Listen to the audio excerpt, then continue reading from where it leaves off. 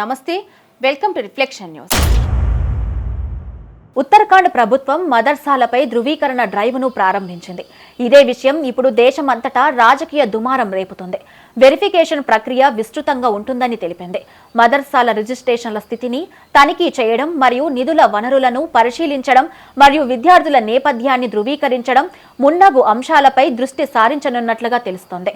ఉత్తరాఖండ్ ప్రభుత్వం రాష్ట్ర వ్యాప్తంగా మదర్సాలు లక్ష్యంగా సమగ్ర ధృవీకరణ డ్రైవ్ను ప్రారంభించనుంది.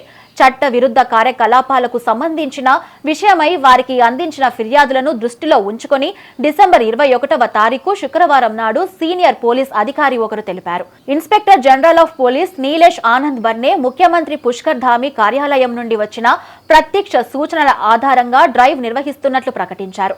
ఇందులో భాగంగా ధృవీకరణ ప్రక్రియ చాలా విస్తృతంగా ఉంటుందని, మదర్సాల రిజిస్ట్రేషన్ స్థితిని తనిఖీ చేయడమే కాకుండా నిధుల వనరులను పరిశీలించడం మరియు విద్యార్థుల నేపథ్యాన్ని ధృవీకరించడం ఇందులో భాగంగా ఉంటుందని తెలిపారు. ముఖ్యంగా రాష్ట్రం వెలుపల ఉన్న విద్యార్థుల నేపథ్యాన్ని ధృవీకరించడం వంటి అనేక క్లిష్టమైన అంశాలపై దృష్టి సారిస్తుందని వివరించారు. ధృవీకరణ ప్రక్రియ రాష్ట్రంలో పనిచేస్తున్న అన్ని మదర్సాలకు ప్రమాణాలను ఏర్పాటు చేయడం మరియు వాటిని రికార్డ్ చేయడం లక్ష్యంగా పెట్టుకుంది. మదర్సాలలో చదువుతున్న పిల్లలను రక్షించడం మరియు శాంతి భద్రతలను కాపాడుకోవడం కూడా అవసరం అని ఉత్తరాఖండ్ పోలీస్ ప్రతినిధి బర్నే అన్నారు.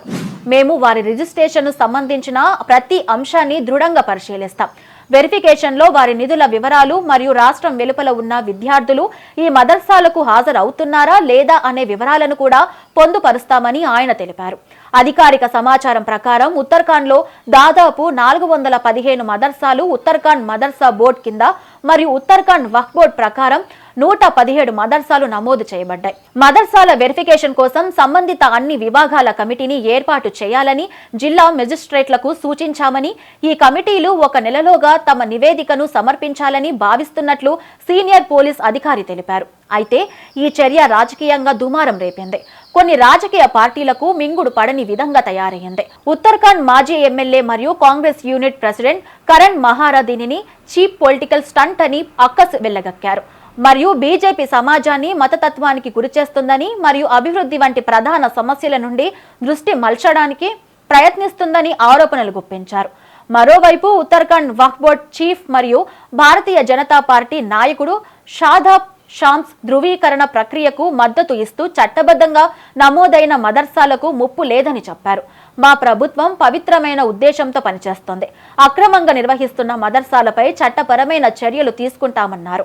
సక్రమంగా నమోదు చేసుకున్న వారిపై ఎలాంటి ప్రభావం ఉండదని ఆయన అన్నారు.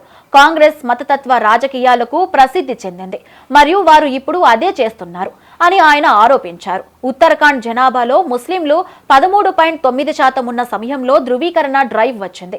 వారిలో ఎక్కువ మంది టెరామ్ ప్రాంతంలో నివసిస్తున్నారు. హరిద్వార్ మరియు యుఎస్ నగర్ వరుసగా 34% మరియు 22% ముస్లింలతో ప్రభావితమై 2 జిల్లాలుగా పేర్కొన్నారు.